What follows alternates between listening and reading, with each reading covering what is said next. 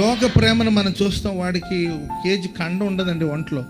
వాడు ఎట్లా గోడ దూకి వెళ్ళాడో, ఎట్లా 3 స్టేర్ బిల్డింగ్ ఎక్కాడో, ఎట్లా అమ్మాయిని తీసుకొచ్చాడో, ఏ ఆటో ఎక్కాడో, ఏ బస్సు ఎక్కాడో, ఎక్కడో తేలాడు అనమాట.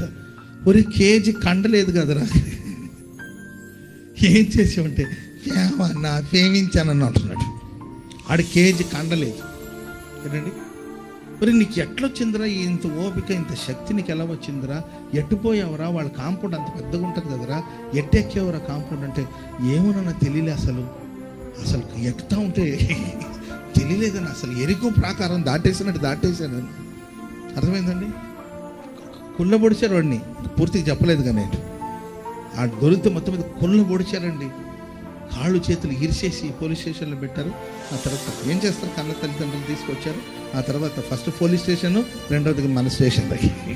అక్కడ పోలీస్ స్టేషన్, నెక్స్ట్ మా స్టేషన్కి వస్తే నేను కూర్చొన్న చెప్పన్నా నీవన్నా అంటే, ఒరి కండ లేదు కదా, కేజీ కండ లేదు కదరా, నీకెందుకురా ప్రేమ దోమ, ఎట్టెక్కేవారు అంత పెద్ద గోడ అని అంటే దేంట్లో నన్ను తెలియదు, అట్లా ఎక్కేసాను. నాకు కొట్టినట్టున్నారు కదా అంట. ఏమైందని అసలు ఈ దెబ్బలన్నీ కూడా నాకు ఏది లోక ప్రేమ, లౌకికమైన ప్రేమ. ఒక ఆడపిల్లని ప్రేమించిన ప్రేమతో గోడలు ఎక్కేశాడు, ఇంటి పైకి ఎక్కాడు, అమ్మాయిని తీసుకున్నాడు. అర్థమైందండి. ఆటో బైక్లో వెళ్ళాడు, ఆ తర్వాత ఆటో ఎక్కాడు. నానా తిప్పులు పడి అక్కడ తిరిగి ఇక్కడ తిరిగి మొత్తం మీద ఎక్కడో తేలాడు. వయసు 18 సంవత్సరాలు వాడు వయసు.